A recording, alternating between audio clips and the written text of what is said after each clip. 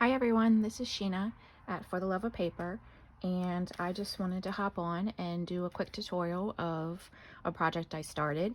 I made these little tickets, and they are just decorated with some ephemera, and the backs have been distressed with ink, and they can go into journals, little pieces of ephemera, and this is mainly Tim Holtz ephemera.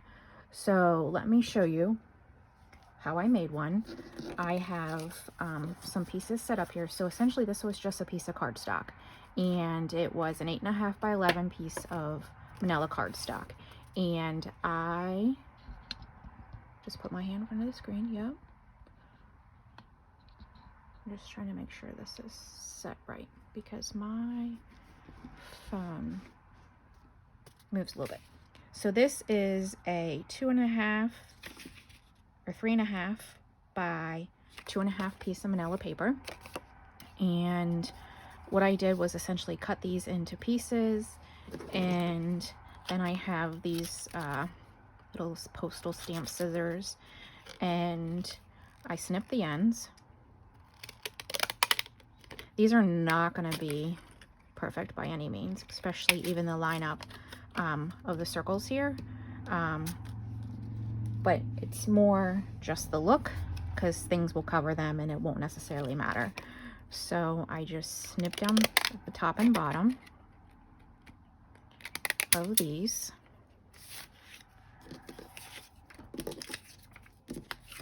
and made the little postal looking edges. I was having a little issue with these scissors, so they were actually really old. I don't even know how old they are. They're pretty old. So I Googled it. That's definitely not straight. And it said to use foil, like fold up foil, and cut into the foil to help. It helped a little bit, I would say. And then I put baby oil in this thing down here. They sound like they're loose, but as you can see when I go to cut with them, not so much. They get stuck a little bit.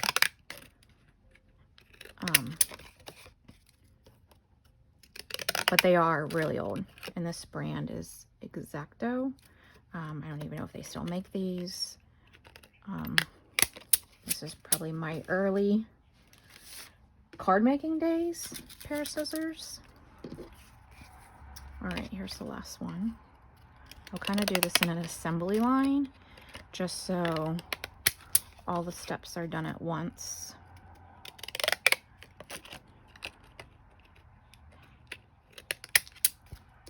Okay, so that's all those. And then the next thing I did was I have this Stampin' Up. Let's see if you can see that. Oh, upside down. 3/8 circle punch. And I just came in, again, not precise, but like a quarter circle, and cut that out. If it's extreme difference, you can go in and snip a little bit off as we're working through this. That's what I've done, and I may have to do it. But essentially you're just putting it in. I like to look and just using, say, a quarter of that circle and punch these out. So you're just giving a little bit of the curve to the ticket. They do fly everywhere. I'm not sure that there's a neater way to do this, but just snip these all out. I do have my window open, so if you hear chirping, the window is open, and I have been hearing, I don't hear her now, but oh, I guess there's no guarantee it's a her, but a dove outside my window in the tree. I'm definitely a nature person, so things like that are very enjoyable, especially as I'm sitting here crafting. All right, this is the last one. No big science to this. I despise any kind of measuring, but we'll do it if necessary. Just because that kind of makes my brain hurt a little bit. All right, so these were the 3 that I had started with. So we've got the scallop postal and the corners punched out now. So then the next thing I did was I had made this little, again, no precise measurements here. I just kind of put it on there, the initial one, and was like, okay, a little bit smaller than what it is. So this is 3 inches by 3 inches. And then I just cut this out and again used the corner punch and went in. They're probably not exactly, so I'll actually, for the sake of this, make this a little bit bigger because I was seeing they weren't true. You can see the difference between this one and this one. They weren't true quarter circles, so I'll just, oh, that one's really big. We'll see how this goes. Maybe I just ruined it. All right. So then from here, I just took this and put it on about center. See, look at that big difference. Maybe I can just go in a little bit deeper with this one and see if that helps it at all. It's okay. Like I said, there's no exact, it's not going to be perfect. And as you can see, it ends up coming out okay because you cover pieces of it. So I literally just trace these around. I'm using a Uniball 1.7 pen, if that, I think I just hit the camera with my head. If you're interested in knowing that. Oops. These are from Walmart. My husband actually got them in my stocking for Christmas. Oops. Look what I did. All right, it's okay. I would be on camera and making a little bit more mistakes. I'm gonna go ahead and do this one a little bit more because I can see that's not very curved. All right. The big point to eyeing this up is that your distance on the sides versus your circles, because you're going to cover up a lot of these circles, and that's not going to matter. But what does make a difference, I notice, is your edges here. And I have gone back in and trimmed some of them out because they just look silly. That's really what shows up more at the end than the circles. So that really probably should be your main focus when doing this. All right, 2, let's do 3 more. Yeah, so last night I was, I don't know, I'm sure fellow crafters understand this, but laying in bed, and I tend to look at Pinterest or Instagram. Oh my goodness. Good thing I didn't do that yet. That was really off. Pinterest and Instagram before I go to bed, and then I get my mind going on all these ideas and things I want to do. So I was laying in bed last night, and well, I guess I should go back a little bit. What prompted me is I'm a little obsessed with Tim Holtz stuff. I am planning to do a craft room tour, and that will be rather evident. But I was watching, that's not straight, a YouTube video, and I saw these, I don't think they make them anymore. Actually, I'm certain they're not made anymore because I can't really find them. Oh, this one's really crooked, but I started it, so I have to finish it. I could turn it over, but then it would look silly, right?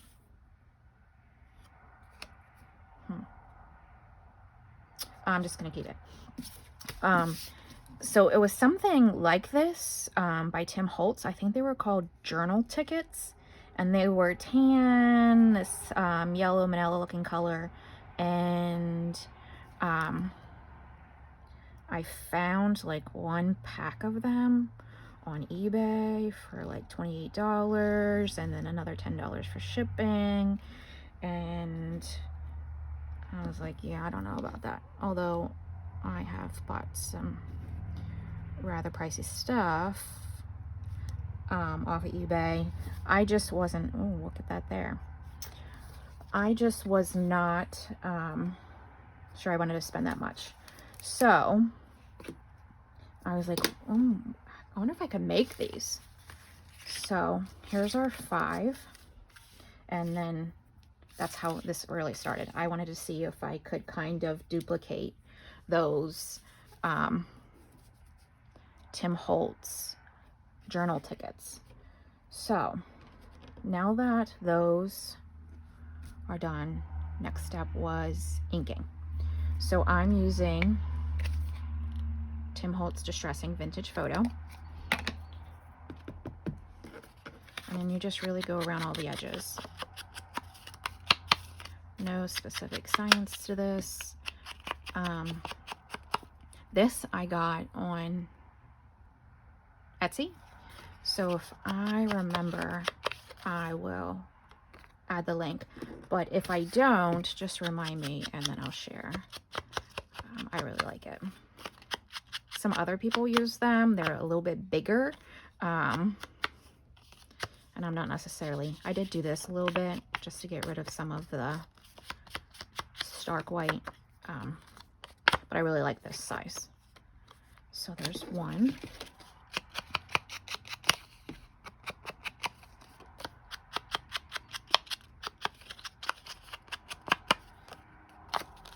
All right. And you could use other colors if you wanted to. Like I said, I had this idea, so I just was going with pretty basic to what I saw to replicate. But you could use walnut stain if you wanted a little bit darker. You can make these colorful and use all the other colors. I have, oh, there's my dog. I have a lot of the more neutral inks from Tim Holtz, specifically for like this distressing. But I have a ton, like a whole carousel full of the Stampin' Up! Inks from whenever I did card making, in a lot of the colors. So I haven't bought too many of the actual colored inks, the more pastels, warms, like those, because I have so many. And recently my sister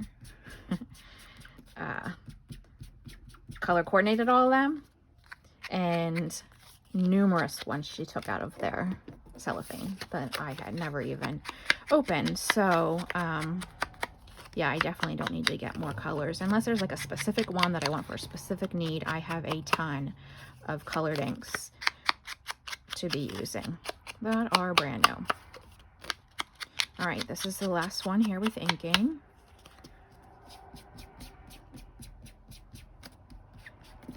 There's no specific way I do this, just make it look a little more vintage grungy.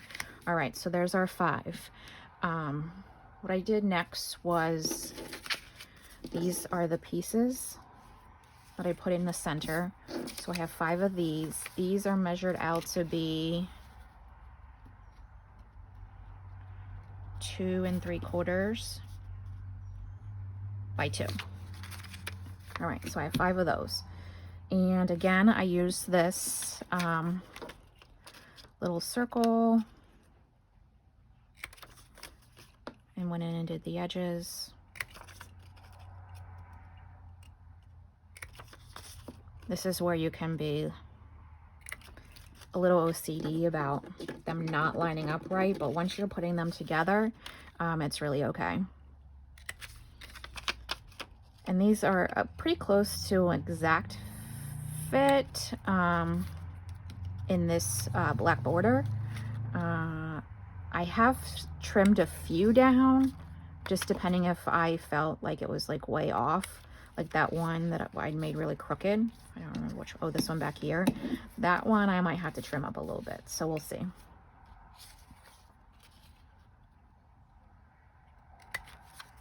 All right. And I am using these papers that I'm using. Let's see, I don't know if you can see this, but I'll pull it in. It's a pack of, I think they're like collage papers off of Amazon. And I have tons, book pages, vintage book pages. I think there's actually in here a vintage thesaurus or dictionary page right here. And I use these sometimes too. But I had got these off of Amazon, and they're pretty thin. So there's not, I would say they're maybe even thinner than copy paper. They're definitely thin. And I really like using them for background pieces. They're not good, like you couldn't just use one of these pieces of papers since they're so thin as like a base piece. You really need to put it on something. So that's why I chose to use these. And they have tons of different varieties, tons of different themes on them, different colors. This pack comes with the white and this brown cardstock looking in it. And they appear to be like dictionary, music, and recipes. And these just work really well for projects like this. And then I save the more vintage pieces for bigger projects, or actually like on a journal page or using as journal pages. And then these really don't make a difference because I'm essentially covering them up. So then I inked all these.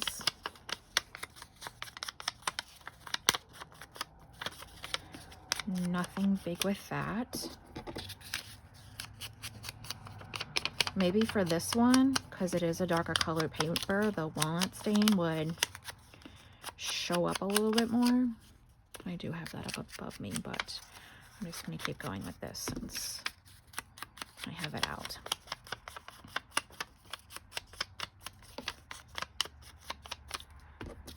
You can kind of see how thin this paper is as I ink around. All right, last one.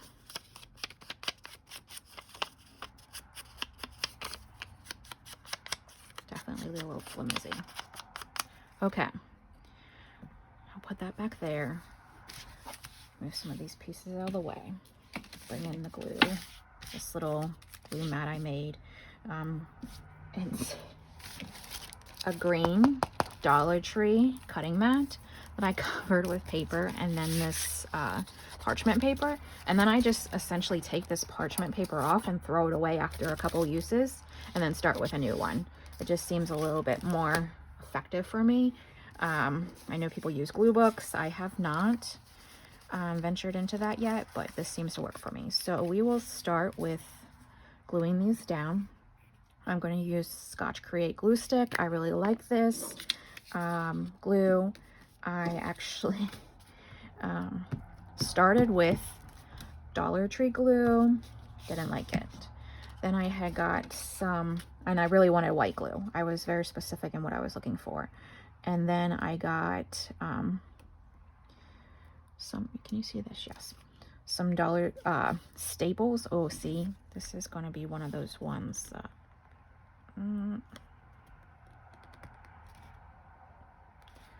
What can we do? Is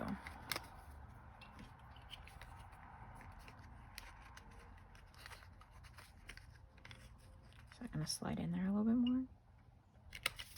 Yep.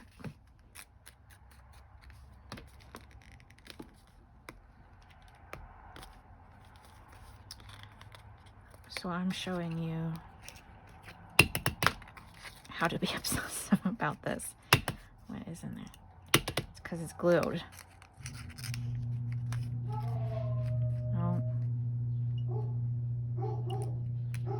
I think my husband's home, which may mean I need to stop this video.